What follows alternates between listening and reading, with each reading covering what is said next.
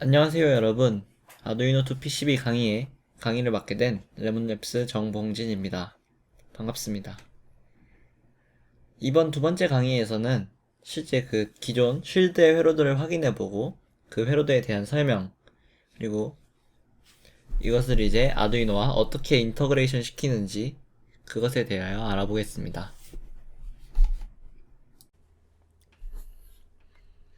기존에 만들어져 있는 쉴드들과 아니면 기존 기성품들의 회로도를 한번 확인하기 위해서 저는 스파크펀 그리고 DF 로봇 사이트를 찾았습니다. 스파크펀의 경우 최대의 오픈소스 하드웨어 사이트로 알려져 있으며 아두이노, 라즈베리파이, 마이크로비트, 키윅 또는 자체 브랜드의 제품들을 전부 가지고 있습니다. 저는 여기서 쉴드라는 키워드로 검색을 해보겠습니다. 상당히 많은 것들이 나오는데요. 실제로 아두이노 이더넷 쉴드, 오피셜 이더넷 쉴드와 팀지, 캔버스, 자체 플랫폼 등에 있는 다양한 쉴드들이 있습니다. 이 중에서 저는 아두이노 오피셜 이더넷 쉴드, 그리고 GPS 로거 쉴드와 또 뭐가 좋을까? 스펙트럼 쉴드, 요 세 개를 한번 스파크펀에선 알아보도록 하고, DF 로봇에서도 마찬가지로 쉴드라는 키워드로 검색을 한 뒤, 모터 쉴드, 그리고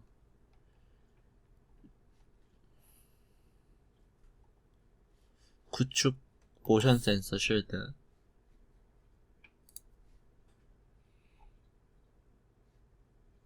그리고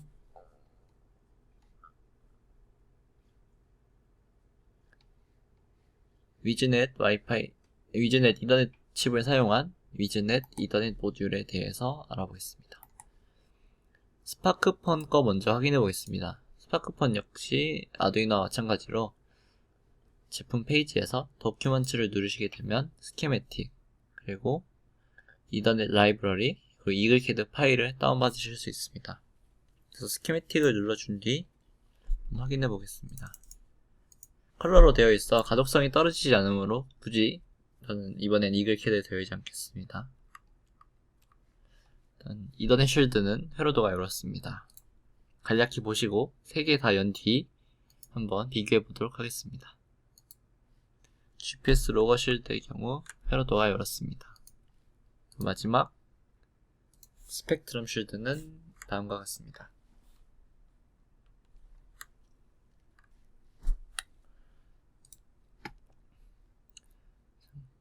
이더넷 쉴드가 제일 뭐가 좀 많은 것 같네요. 그럼 간단한 스펙트럼 쉴드 먼저 확인해 보도록 하겠습니다. 일단 기본적으로 모든 쉴드에는 공통적으로 이제 핀 헤더가 들어가게 됩니다.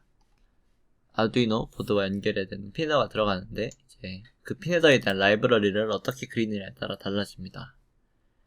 이제 같은 스파크펀 제품이지만 이 회로도에서는 핀 헤더를 U1 그래서 한 개에 집적시켜서 그렸고, GPS 로거 부분 역시 같은 라이브러리를 사용했습니다. 하지만 이제 이더넷 쉴드에서는 개별 핀 헤더로 이렇게 나타냈습니다. 파워, 하이, 로우, 그리고 아날로그 이렇게 나타냈습니다. 일단 아두이노 쉴드에는 기본적으로 이 핀 헤더라는 컴포넌트가 들어가게 됩니다. 핀 헤더를 통해 밑에 쪽 이제 아두이노와 연결을 하게 되면 이 핀 헤더에 그 핀에 맞는 기능에 연결을 해줘야 실제 그 아두이노에서 문제없이 그 기능을 사용하실 수 있습니다. 이제 요 회로도의 경우에는 이 칩에서 아날로그 출력이 나오게 됩니다. 아날로그 출력이 나오게 되므로 그 핀은 아날로그에 연결해줘야 아날로그 리드 함수를 이용하여 올바른 값을 읽을 수 있습니다. 이제 요 회로도는 스펙트럼을 분석해주는 쉴드지만 이제 아날로그 값으로 그 값을 읽어 확인할 수 있습니다. 그 외에 추가적으로 리셋 단자에 스위치를 하나 주거나 이제 5V에서 보드에 쉴드의 전원이 정상적으로 공급되는지 확인할 수 있게 LED도 하나 달려 있습니다. 그리고 또 별도의 개발을 위한 IO를 이렇게 추가로 내놓는 경우도 있습니다. 일단 제일 기본적인 핀헤더와 그 핀헤더의 기능에 맞게 연결해 준다는 사실만 기억하고 계시면 될 것 같습니다. GPS 로고 실드의 경우 조금 뭐가 많네요. 일단 위쪽부터 이제 회로에 대한 설명이 나와 있습니다. 아두이노에서 5V에서 오는 전원 공급, 이제 그 부분을 3.3V로 바꿔주는 부분입니다. 그리고 그 옆은 GPS 모듈이 있고 그 옆엔 별도의 배터리를 연결할 수 있는 배터리 단자를 꽂는 단자가 있습니다. 그리고 좀 전 회로도에서 확인하셨던 그 아두이노 실드 핀헤더 부분에 대한 핀헤더들이 있고, 그 외에 개발을 위한 그 빵판 기능을 할 수 있게 범용적으로 냅둔 핀헤더들과 UART를 선택할 수 있는 UART 스위치, 그리고 기준 전압을 선택할 수 있는 점퍼, 그리고 SD 커넥터, 그리고 기타 점퍼들이 있습니다. 하지만 여기서 제일 주의 깊게 보셔야 할 부분은 레벨 시프팅 부분입니다. 아두이노 우노와 같은 경우, 우노는 5V 전원을 사용합니다. 하지만 이 GPS 모듈은 3.3V를 공급받고 3.3V로 통신을 하게 됩니다. 이 상태에서 5V의 TX 신호를 아두이노가 이 GPS 모듈에게 주게 된다면 이 모듈은 죽을 수 있습니다. 그래서 이런 레벨 시프팅 회로를 사용하여 보드가 안정적으로 동작할 수 있게 해줘야 합니다. 그냥 5V 신호를 3.3V 보드에 주면 죽겠지만, 반대로 3.3V 신호가 5V에 들어가게 된다면 하이 레벨로 인식이 안 되어 신호가 올바르게 인식되지 않는 사태가 발생할 수도 있습니다. 따라서 이제 레벨 시프팅 회로를 꾸며주시는 게 중요합니다. 마찬가지로 이제 다음 이더넷 쉴드를 확인해 보겠습니다. 이더넷 쉴드 역시 일단 핀헤더 부분이 있고, 그 다음 이제 이더넷 단자와 이더넷 칩이 있습니다. 이더넷 단자는 SPI 인터페이스를 사용하게 되고, 근처에 이제 SD 카드 단자도 한 개 있습니다. 와이파이 칩은 3.3V를 공급받게 됩니다. 그 말인즉슨 통신 레벨과 동작 전압이 3.3V라는 뜻인데요. 근데 이 부분에서는 단순 3상 버퍼로 이제 레벨 시프팅 회로를 구현해 놨습니다. 레벨 시프팅 회로의 구현 방법이 조금 다르긴 하지만 어쨌든 레벨 시프팅 회로가 들어가야 한다는 사실은 명확히 하고 갈 수 있는 것 같습니다. 그럼 일단 기본적으로 보시는 헤더가 들어가야 하고, 방금 말씀드렸던 것 같이 레벨 시프팅 회로가 들어가야 합니다.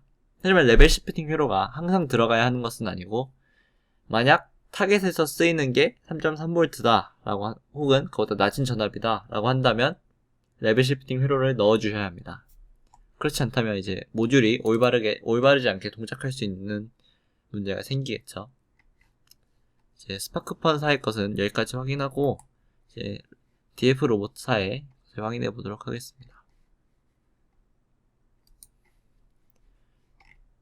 요보트 쉴드의 이제 위키에 들어가게 되면 회로도가 같이 있습니다. 회로도가 안 나오네요. 이거는 서버 관리가 좀 잘못된 것 같습니다. 아두이노 오피셜 구축 모션 센서의 정보를 한번 확인해 보도록 하겠습니다.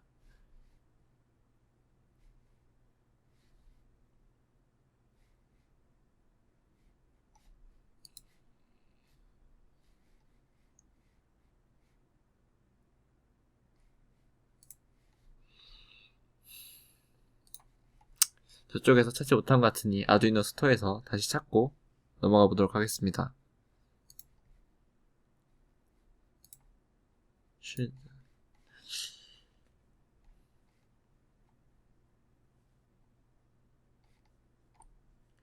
쉴드에도 종류가 참 많이 있는 것 같네요.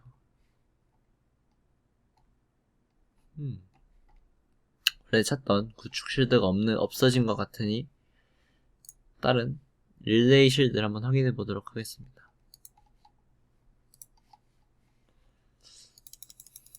릴레이 쉴드는 상당히 단순하네요. 이제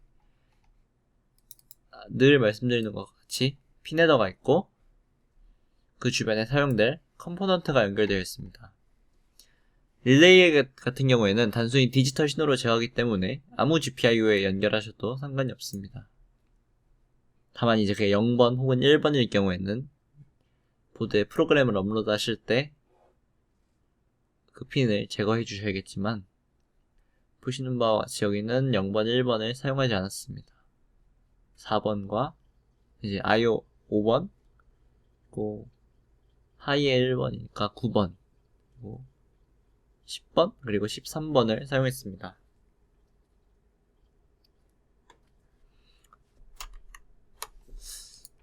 인터넷 쉴드는 봤으니 패스하겠습니다.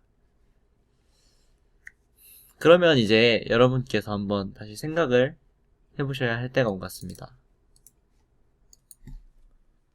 쉴드란 것은 기본적으로 이제 보드 위에 올라오는 것과 아래쪽 보드를 조금 더 쉽게 연결해주는 그런 보드에 불과합니다.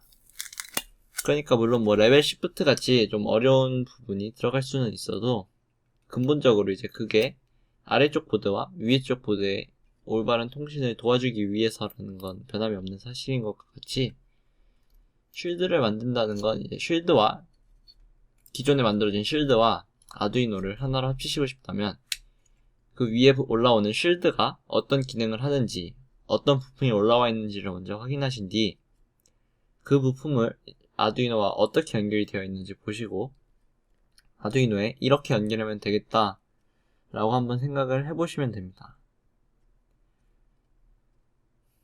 실제로 이 부분은 다음 강의에 회로도를 그리는 과정에 그리면서 제대로 설명드리도록 하고 이번 강의는 여기까지 마무리하도록 하겠습니다. 감사합니다.